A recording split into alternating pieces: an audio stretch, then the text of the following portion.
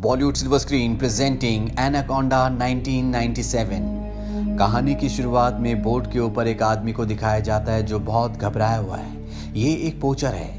पोचर उन्हें कहा जाता है जो गैर कानूनी तरीकों से जानवरों का शिकार करते हैं।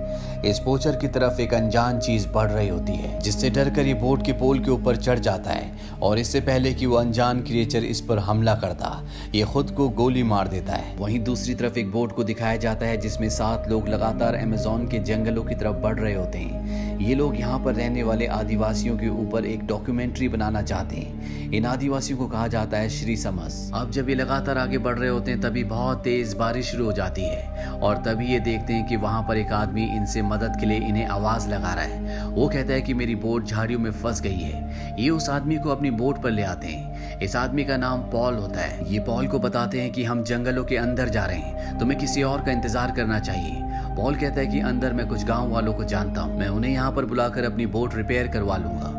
बारिश खत्म होने के बाद पॉल इन्हें बताता है कि पहले वो चर्च में पादरी था, पर अब वो इन घने जंगलों में चिड़ियाघरों के लिए और दूसरे लोगों के लिए जानवरों को पकड़ता है। यहाँ पर प्रोफेसर स्टीव जो कि एक एंथ्रोपोलॉजिस्ट हैं, वो पॉल को बताते हैं कि हम यहाँ पर रहने वाले आदिवासी जिन्हें श्री समस कहा जाता है, उन पर डॉक्यूमेंट्री बनाने के लिए आए हैं। पॉल कहता है कि मैं उनसे मिल चुका हूँ, उन्हें ढूंढना इतना आसान नहीं है, पर मैं इसमें तुम्हारी मदद कर सकता हूँ। अब इसी सफर में आगे बढ़ते हुए इन्हें एनाकोंडा की एक मूर्ति दिखती है जो एक आदमी को निगल रहा होता है। पॉल इन्हें बताता है कि श्री श्यामा आदिवासी एनाकोंडा को अपना देवता मानते हैं। उनका मानना है कि एनाकोंडा उनकी रक्षा करता है। कहा जाता है कि श्री श्यामा आदिवासियों तक पहुंचने के लिए एक झील को पार करना पड़ता है जो पूरी तरह से सांपों से भरी हुई है। वो ये भी बताता है कि पहले श्री श्यामा आदिवासी यहीं पर थे, पर बाढ़ की वजह से वो इस जगह को छोड़कर चले गए। पॉल इन्हें बताना चाहता है कि हमें किस तरफ जाना चाहिए, पर प्रोफेसर स्टीव उसकी बात नहीं मानते। वो कहते हैं कि हमें ऊंचे इलाके की तरफ जाना चाहिए, यहाँ पर पानी भरा है, इसका मतलब आदिवासी अपनी जान बचाने के लिए ऊंचे इलाकों की तरफ गए होंगे। इस बात से पॉल को गुस्सा आता है और वो कहता है कि मैं अगले पड़ाव पर उतर जाऊंगा। रात को जब इनकी बोट एक जगह पर रुकी होती है तो इन्हीं में से एक कपल जिनका नाम गैरी और डेनिस है, वो जंगल में जंगल की आवाजों को रिकॉर्ड करने के लिए निकल पड़ते हैं। पर तभी वो देखते हैं कि उनकी तरफ कुछ आ रहा है। वो दोनों भागना शुरू कर देते हैं और कुछ ही दूर पर पॉल इनके सामने खड़ा होता है जो इनकी तरफ गोली चलाता है। गोली की आवाज सुनकर बोट में सब डर जाते हैं और जब वो बाहर आते हैं तो देखते हैं कि पॉल के हाथ में जंगली सुअर है जिसे उसने गोली से मारा होता है। उसके साथ गैरी और डेनिस भी होते हैं। पॉल जो पिछले पड़ाव पर उतर गया था, अब एक बार फिर से वो इन्हीं की बोट में आ चुका है। अगली सुबह जब ये नदी से होते हुए आगे बढ़ते हैं तो इनके सामने बहुत सारे सूखे पेड़ आते हैं जिस वजह से इनकी बोट की रस्सी नीचे कहीं फंस जाती है। प्रोफेसर स्टीवन रस्सी को छुड़ाने के लिए नीचे जाते हैं और जब वो ऐसा कर रहे होते हैं तो उनके ऑक्सीजन रेगुलेटर के अंदर से कोई कीड़ा उनके गले के अंदर चला जाता है जिससे उन्हें सांस लेने में तकलीफ होने लगती है। स्टीवन को किसी तरह से बोट के ऊपर लाते हैं और वो देखते हैं कि उनके मुंह के अंदर एक कीड़ा है। वो कीड़ा तो निकाल लेते हैं लेकिन सूजन की वजह से अभी भी वो सांस नहीं ले पा रहे होते। इसीलिए पॉल उसके गले में चीरा लगाकर एक पाइप डाल देता है जिससे उसकी सांस वापस आ जाती है। लेकिन अब इन्हें स्टीवन को जल्द से जल्द हॉस्पिटल ले जाना होगा, इसीलिए वापस जाना चाहते हैं। पॉल इन्हें कहता है कि हमें उसी रास्ते से जाना चाहिए जिस रास्ते से मैंने तुम्हें कल जाने के लिए कहा था, क्योंकि वो एक शॉर्टकट है। अब ना चाहते हुए भी इन सबको पॉल की बात माननी पड़ती है और जब ये सब उस रास्ते में आगे बढ़ते हैं तो ये देखते हैं कि वो रास्ता आगे लकड़ियों से पूरी तरह से बंद है। पॉल के पास डायनामाइट भी होता है। वो कहता है कि हमें इस रास्ते को उड़ाना होगा, पर दूसरे लोग ऐसा नहीं करना चाहते। वो कहते हैं कि अगर रास्ता बंद किया है तो किसी वजह से किया होगा। पॉल कहता है कि अगर हम दूसरे रास्ते से वापस गए तो हमें 2 दिन और ज्यादा लगेंगे। इसीलिए सबको पॉल की बात एक बार फिर से माननी पड़ती है। ये उस लकड़ी के बांध को डायनामाइट से उड़ा देते हैं और जैसे ही ब्लास्ट होता है चारों तरफ सांप बिखर जाते हैं। साथ ही इनकी बोट में जो पेट्रोल के टैंक्स होते हैं वो भी पानी में गिर जाते हैं। अभी अपनी बोट से सांप हटाकर आगे बढ़ते हैं और कुछ दूर जाने के बाद इन्हें एक खराब बोट दिखती है। पॉल कहता है कि उस बोट से हम पेट्रोल ला सकते हैं। पॉल के साथ डैनी और मैटियो जो कि बोट का ड्राइवर है, वो दोनों भी जाते हैं और जब पॉल बोट के अंदर जाता है तो यहाँ पर अखबार की एक कटिंग होती है जिसमें पॉल के साथ 2 और लोग होते हैं जिन्होंने एनाकोंडा पकड़ा होता है और इन 2 में एक वो होता है जो इस कहानी की शुरुआत में बोट में था जिसने किसी क्रिएचर से डरकर अपने आप को मार लिया था, और पॉल के साथ जो दूसरा होता है वो और कोई नहीं बल्कि बोट का स्कीपर मैटियो होता है। यानी कि मैथ्यू पॉल से पहले से मिला हुआ था, उसे पहले से जानता था और ये जानबूझकर इन सबको यहाँ पर लेकर आए हैं। यहाँ पर एक बहुत बड़ा बॉक्स भी होता है जिसके अंदर बहुत खतरनाक हथियार होते हैं। पॉल उस बॉक्स को लेकर डैनी के साथ निकल जाता है। मैथ्यू पीछे रह जाता है और तभी उस पर एनाकोंडा हमला करता है जो मैथ्यू की हड्डियों को पूरी तरह से तोड़ देता है। मैथ्यू की मौत हो जाती है लेकिन किसी को कुछ भी पता नहीं चलता।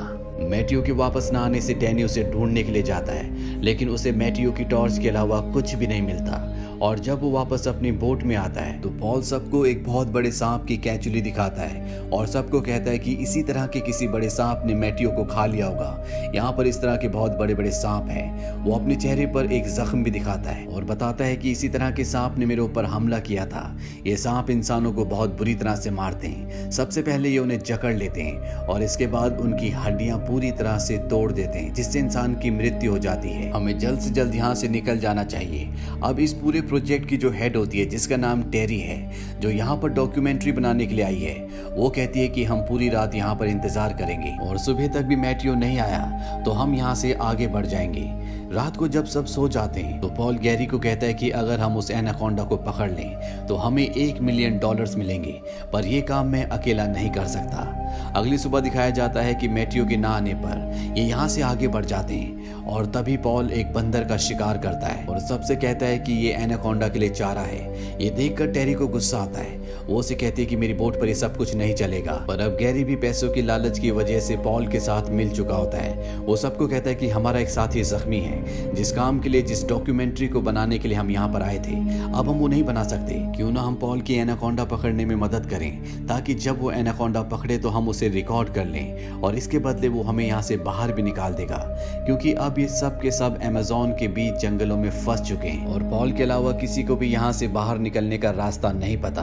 ये बंदर को चारा बनाकर पानी में डाल देते हैं। रात को एनाकोंडा इनके कांटे में फंस जाता है और बहुत जल्दी वो अपने आप को छुड़ा लेता है। एनाकोंडा अब पूरी तरह से गुस्से में है, इसीलिए वो इनकी बोट पर आ जाता है और जब वो डेरी पर हमला करने वाला होता है तभी पॉल उसे बेहोशी का इंजेक्शन लगा देता है, लेकिन एनाकोंडा बेहोश नहीं होता। बोट में चारों तरफ भगदड़ होती है जिस वजह से डेनिस पानी में गिर जाती है। उसका बॉयफ्रेंड गैरी उसे बचाने के लिए पानी में कूद जाता है। डेनिस तो वापस बोट पर आ जाती है, पर जब गैरी बोट पर आने ही वाला होता है कि एनाकोंडा उसे अपने फंदे में पूरी तरह से जकड़ लेता है। डेरी के पास गन होती है, वो गोली चलाने वाली होती है कि पॉल उसे मना कर देता है। वो कहता है कि मुझे ये जिंदा चाहिए और इसके बाद दिखाया जाता है कि एनाकोंडा गैरी को अपने फंदे में लपेटकर पानी में कूद जाता है, यानी कि अब गैरी की मृत्यु हो चुकी है। पॉल भी इन्हें अब अपना असली रूप दिखाता है। वो इन्हें गन पॉइंट पर लेकर कहता है कि अब इस बोट में वही होगा जो मैं चाहूंगा, और जब वो ऊपर होता है तो उसके पास डेरी जाती है। वो उसे अपनी बातों में, अपने प्यार के जाल में फंसाने की कोशिश करती है और जब वो उसकी बातों में आ जाता है तभी पीछे से उसके ऊपर हमला किया जाता है जिससे वो बेहोश हो जाता है। इसके बाद ये पॉल को बांध देते हैं। अगली सुबह गैरी को वो न्यूज़पेपर की कटिंग मिल जाती है जिसमें पॉल के साथ मैथ्यू भी होता है, जहां पर इन्होंने एनाकोंडा को पकड़ा है। वो कहती है कि तुम मैथ्यू को पहले से जानते थे और जिस रास्ते पर तुम हमें ले जा रहे हो ये कोई हॉस्पिटल का रास्ता नहीं है। पॉल कहता है कि अगर तुम सबको जिंदा रहना है तो तुम्हें मेरी मदद लेनी पड़ेगी। अब इनकी बोट जब आगे जाती है तो मिट्टी में फंस जाती है और अब इन्हें मिट्टी से निकलने के लिए पेड़ों के साथ रस्सी को बांधना होगा ताकि ये उससे फंसी हुई बोट को खींचकर बाहर निकाल सके। सबके सब पानी में चले जाते हैं और बोट के ऊपर डेनिस होती है। डेनिस चाकू लेकर पॉल के पास जाती है ताकि वो पॉल को मारकर अपने बॉयफ्रेंड गैरी की मौत का बदला ले सके, पर इससे पहले वो उसे चाकू से मारती। पॉल उसे अपने पैरों में फंसाकर मार देता है और उसकी बॉडी को पानी में फेंक देता है। पॉल के पास अब चाकू है जिससे वो अपनी रस्सी काटना शुरू करता है। वहीं पानी में दिखाया जाता है जहां पर डैनी को पता चल जाता है कि एनाकोंडा उन्हीं की तरफ आ रहा है। ये सब के सब बोट की तरफ भागते हैं। डैनी और टेरी तो बोट में आ जाते हैं, पर इनका तीसरा साथी वहीं फंस जाता है जो एनाकोंडा से अपनी जान बचाने के लिए चट्टानों पर चढ़ रहा होता है।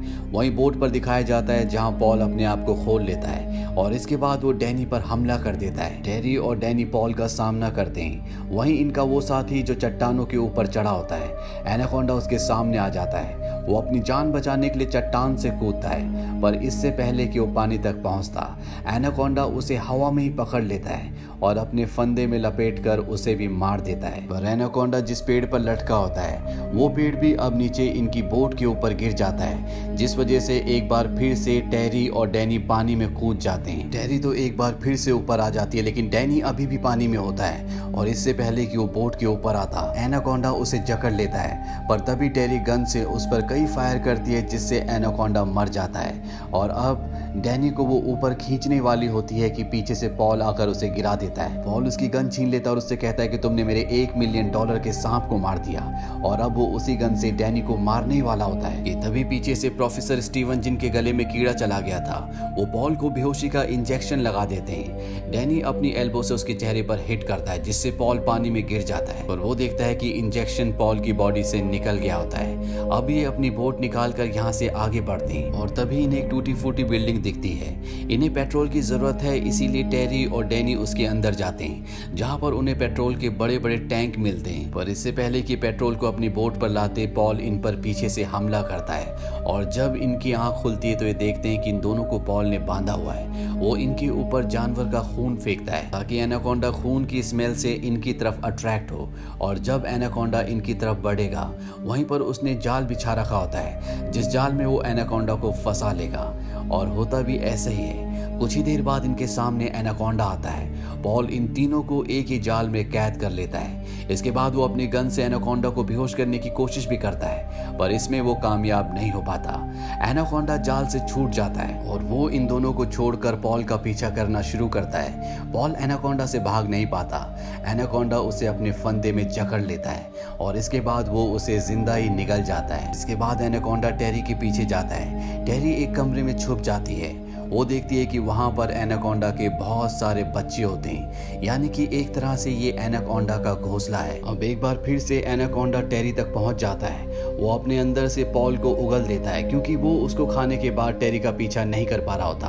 टेरी भागकर नीचे चली जाती है, जहाँ पर डैनी होता है। डैनी टेरी से कहता है कि मैं चिमनी के ऊपर जाता हूँ ताकि नीचे जो ऑयल टैंक्स है तुम उन्हें ब्लास्ट कर दो। टेरी कहती है कि तुम जख्मी हो, ऊपर मैं जाती हूँ। टेरी अब ऊपर चढ़ना शुरू कर देती है।